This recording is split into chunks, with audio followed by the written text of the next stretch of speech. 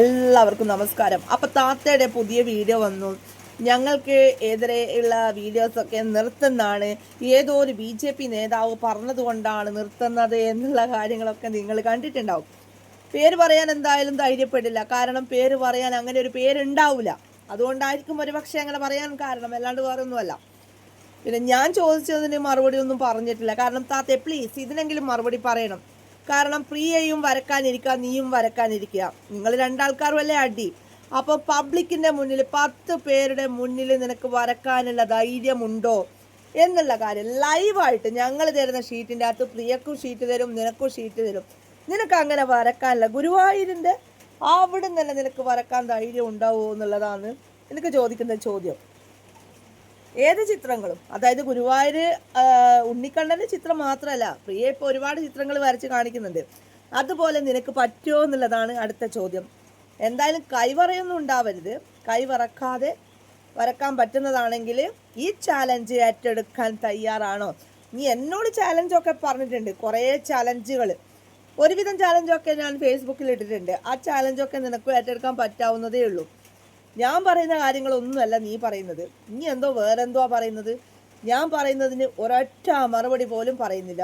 നീ പറയുന്നത് ലസിത പാലക്കൽ എന്ന് പോലും പറയുന്നില്ല. വെറും പാലക്കൽ അമ്മായി എന്ന്. അപ്പോൾ എനിക്ക് പറയാനുള്ള ഈ ഒരു കാര്യമാണ്, പാലക്കൽ അമ്മായിയോ എന്തോ ആയിക്കോട്ടെ, ഞാൻ ചോദിക്കുന്ന ഈ ചോദ്യത്തിന് വ്യക്തമായ മറുപടി ഉണ്ടോ താത്തേ, അല്ലെ അണി ട്രാപ്പുകാരി എന്നാണ് എനിക്ക് ചോദിക്കാനുള്ളത്. കാരണം ഞാൻ ഇന്ന് ഒരു സ്ഥലം വരെ പോയിട്ടുണ്ടായിരുന്നു. നിങ്ങളോട് ഇത് പറയണമെന്ന് എനിക്ക് വളരെ ആഗ്രഹം തോന്നിയത് കൊണ്ട് പറയുന്നു. അപ്പോൾ ഞാൻ പോയ സ്ഥലത്ത് നിന്ന് ഇവിടെ കൊയിലാണ്ടിയില്ലല്ലോ, 1-2 ആൾക്കാരെ ഞാൻ കണ്ടിട്ടുണ്ടായിരുന്നു. അവരെൻ്റെ അടുക്ക വന്ന് സെൽഫി എടുത്തു. അപ്പോൾ എന്നോട് പറഞ്ഞു, ചേച്ചി നിങ്ങളെ കൂടെ സെൽഫി എടുക്കണം എന്ന് എനിക്ക് ഭയങ്കര ആഗ്രഹമായിരുന്നു. ഞാൻ പറഞ്ഞു ആയിക്കോട്ടെ, എടുക്കുന്നതിനൊന്നും ഒരു പ്രശ്നമില്ല, എടുത്തോളൂ എന്ന് പറഞ്ഞു. അപ്പോൾ പറഞ്ഞു, നിങ്ങൾ ജസ്ന സലീമിനെതിരെ വീഡിയോ ചെയ്തത് നമുക്ക് ഇഷ്ടപ്പെട്ടു. കാരണം എന്താണെന്ന് പറഞ്ഞു കഴിഞ്ഞാൽ, ആണുങ്ങൾ ഇതിൻ്റെ അകത്ത് ഇടപെടാൻ പറ്റില്ല.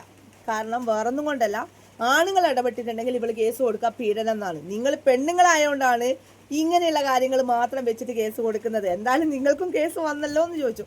ഞാൻ പറഞ്ഞു 10-40ഓളം കേസുള്ള എന്നോടാണോ ബാല നീ ഇങ്ങനെ പറയുന്നത്? എനിക്ക് പ്രശ്നമില്ല. അപ്പോൾ അവിടെയുള്ള ആണുങ്ങൾ പ്രതികരിക്കണം എന്നുണ്ടെങ്കിലും എന്തുകൊണ്ടാണ് പ്രതികരിക്കാത്തത് എന്നുള്ള കാര്യങ്ങൾ ഇന്ന് വ്യക്തമായിട്ട് ഒരാൾ എനിക്ക് പറഞ്ഞു തന്നു.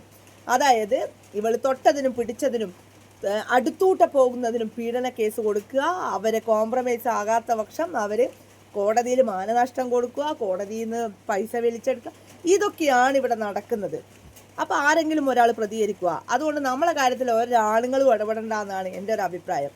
കാരണം വേറൊന്നും കൊണ്ടല്ല, പെണ്ണുങ്ങൾ സംസാരിക്കുന്നത് പോലെയല്ല ആണുങ്ങൾ സംസാരിച്ചു കഴിഞ്ഞാൽ. പെണ്ണുങ്ങൾ നല്ല നേർക്ക് നേരം നിന്ന് സംസാരിക്കുന്ന ഒരുപാട് ആൾക്കാരുണ്ട് നമ്മളെ കൂട്ടത്തിൽ. ആണുങ്ങൾ സംസാരിച്ചു കഴിഞ്ഞാൽ നേരെ മറിച്ച് ഇവൾക്ക് നേരെ പീഡന കേസ് പരാതി കൊടുക്കാം. പിന്നെ നിങ്ങൾ പെട്ടോ? അതുകൊണ്ട് കൊയിലാണ്ടിക്കാരൊക്കെ എനിക്ക് ഭയങ്കര കടപ്പാടുണ്ട്. കാരണം എന്തുകൊണ്ടാണെന്നറിയാം, കൊയിലാണ്ടിയിൽ ഒരു ഭാഗം ആൾക്കാർ എൻ്റെ കൂടെ നിന്നതിന്, കൊയിലാണ്ടി, കോഴിക്കോട്, അതുപോലെ തന്നെ ബാലുശ്ശേരി ഭാഗത്തുള്ള ഒരുപാട് ആൾക്കാർക്ക് നന്ദി, പ്രത്യേകിച്ച് നന്ദി. കാരണം കുറേ കാര്യങ്ങൾ എനിക്ക് പറഞ്ഞു തന്നതുകൊണ്ട്. എന്ത് തന്നെയായാലും അടുത്ത ദിവസങ്ങളിൽ ആ വീഡിയോസൊക്കെ ആയിട്ട് ഞാൻ വരും നിങ്ങളുടെ മുന്നിൽ. ഓക്കെ.